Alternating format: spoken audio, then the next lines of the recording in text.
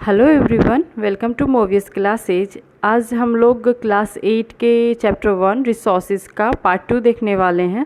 पिछली वीडियो में हम लोगों ने कहाँ तक पढ़ा था, तो हम लोगों ने रिसोर्सेज के बारे में पढ़ा था, व्हाट इज़ रिसोर्सेज, उसके टाइप्स के बारे में पढ़ा था कि हम लोगों ने देखा था natural resources, human resources and human made resources, जिसमें मैंने आपको नेचुरल रिसोर्सेज के बारे में बताया था और उसके क्लासिफिकेशन के बारे में भी बताया था। तो हम लोग आज नेचुरल रिसोर्सेज के क्लासिफिकेशन को देखेंगे डीपली से कि नेचुरल रिसोर्सेज के क्लासिफिकेशन कितने कैसे कैसे आपके बांटे गए हैं।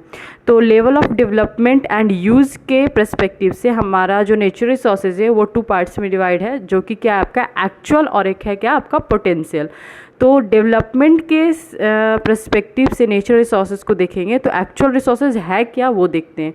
तो these resources whose quantity is known to us and और बिंग यूज्ड बाय अस, मतलब कि वैसा रिसोर्सेज जिसकी क्वांटिटी यानी वैसा रिसोर्सेज जिसके बारे में हमको जानकारी है एंड हम उसको क्या कर रहे हैं, यूज़ में भी कर रहे हैं, यूज़ में भी ला रहे हैं। जैसे water as a resources we know very well कि वो क्या है, आपका पानी रिसोर्सेज है, जान रहे हो, और यूज़ में भी आपके आ रहे हैं, जैसे कि कोल आपका एज अ रिसोर्सेज है और हम लोग जानते हैं और इसको यूज़ भी कर रहे हैं। जैसे ब्लैक सॉइल इन महाराष्ट्र, ये क्या है, ब्लैक सॉइल आपका एक रिसोर्सेज ही है और वो क्या है, महाराष्ट्र में पाया जा रहा है और हम इसको यूज़ भी कर रहे हैं एज अ कॉटन ग्रो आपका किस में होता है, तो ब्लैक सॉइल में होता है। तो वैसा रिसोर्सेज जो हमारे लिए जानकारी में है and we also use it, और हम लोग इसका यूज़ भी कर रहे हैं, तो वैसे रिसोर्सेज को एक्चुअल रिसोर्सेज बोलेंगे in the perspective of in the classification of development के।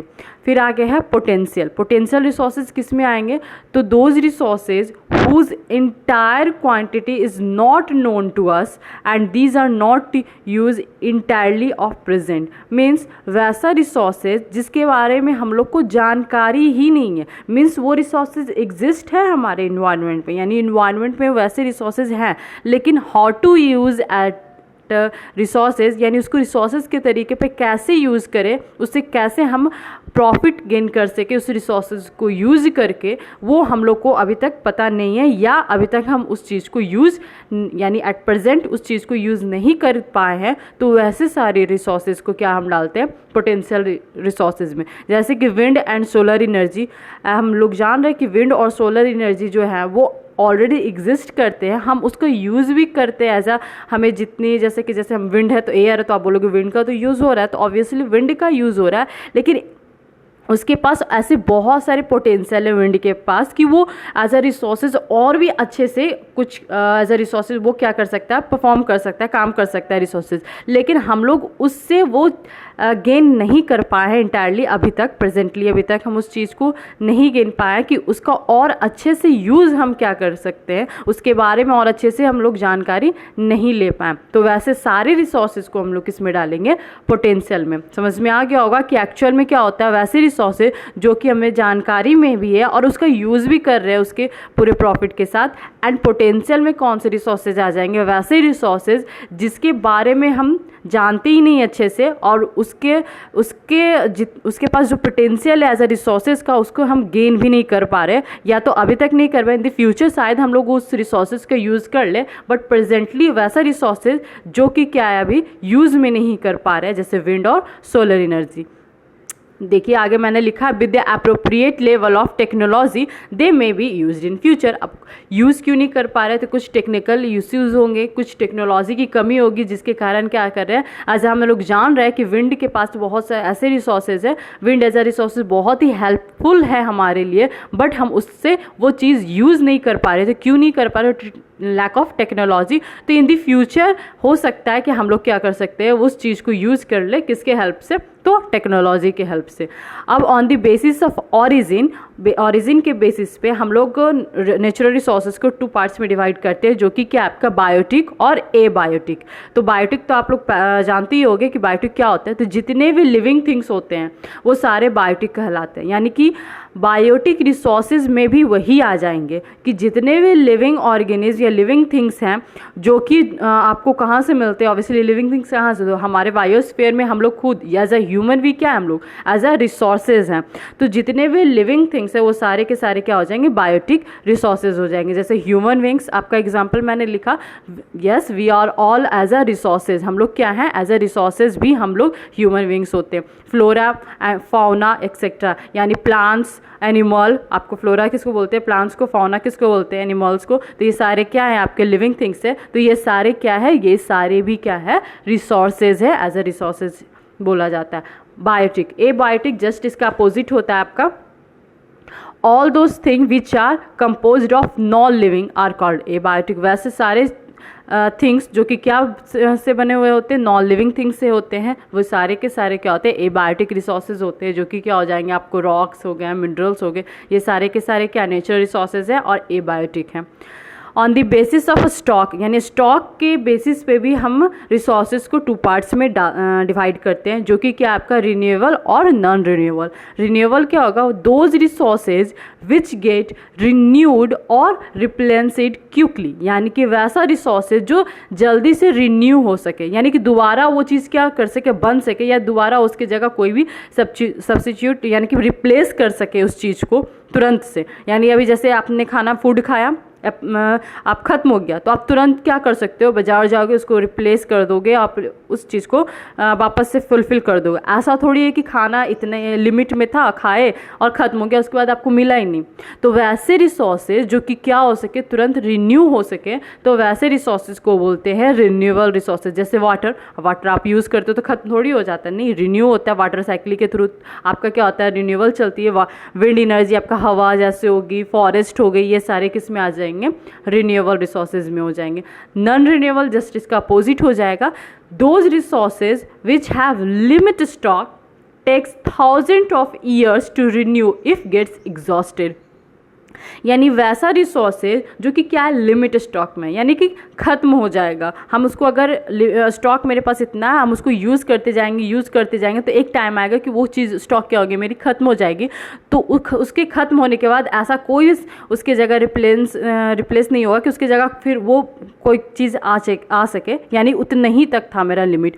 अगर ख़त्म करती है तो वो कब आएगा मेरा, तो वो उसको बनने में क्या लगता है, बहुत ही 1000 ईयर्स टाइम लग जाता है। ऐसा नहीं कि ख़त्म हो गया तो अब कभी लाइफ टाइम तो सॉरी, कभी इन दी फ्यूचर बनेगा ही नहीं, बनेगा, लेकिन उस चीज़ को देखने के लिए हम लोग रहेंगे नहीं, यानी हम लोग के लाइफ टाइम में ये चीज़ नहीं होगी।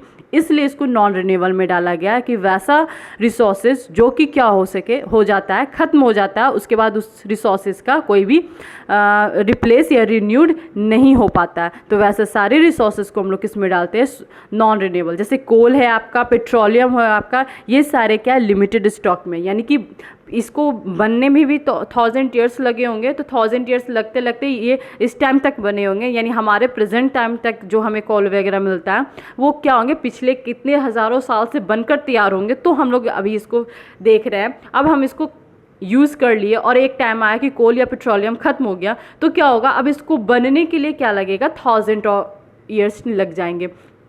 तो इसलिए इसको क्या किसकी कैटेगरी में डाला गया, नॉन रिन्यूएबल की कैटेगरी में डाला गया। इफ़ इट्स गेट एग्जॉस्टेड, यहाँ पे एग्जॉस्टेड का मतलब क्या है, तो जो यूज़ कर लिए, यानी कि जितना हम यूज़ कर लेते हैं, एग्जॉस्ट कर लेते हैं, तो जैसे जितना यूज़ करेंगे वैसे क्या होगा, ख़त्म होते जाएगा। और लिमिट स्टॉक में है तो क्या होगा, एक टाइम आएगा जो हमारा क्या होगा, रिसोर्सेज जो भी रिसोर्सेज स्टॉक में है वो क्या हो जाएगा, ख़त्म हो जाएगा। उसके बाद क्या होगा, वो रिसोर्सेज एक्चुअली लाइफ टाइम तक क्या हो जाएगी, ख़त्म हो जाएगी। तो वैसे रिसोर्सेज को बहुत ही ध्यान से यूज़ किया जाता है और उसके जगह कोई और अनदर रिसोर्सेज लाने की कोशिश की जाती है। जैसे आप कोल को तो नहीं ला सकते, लेकिन कोल के जो फीचर्स है, जो भी है, जो कोल काम करता है, उसके जगह कोई और लाया जा रहा है। इसी के कारण ना, क्योंकि वी नो कि कोल अब आपको बनने में बहुत ही 1000 ईयर्स लगेंगे और कोल बहुत ही इम्पॉर्टेंट और इसेंशियल है हमारे लाइफ में, तो इसलिए इसके लिए इसको अच्छे से देखकर यूज़ किया जाना चाहिए। इसलिए इस पे गवर्नमेंट क्या करती है, बोलती है कि ज़्यादा आपको इसके कारण पेट्रोलियम हो गया, ये सारे क्या होते हैं, यूज़ पे मतलब कि बेफालतू यूज़ पे रोक लगा दिया जाता है इस तरह से। तो होप सबको समझ में आ गया होगा रिन्यूएबल और नॉन रिन्यूएबल। अब डिस्ट्रीब्यूशन के पर्सपेक्टिव से भी, यानी कि बांटने के भी पर्सपेक्टिव से नेचुरल रिसोर्सेज को 2 पार्ट्स में डाला गया।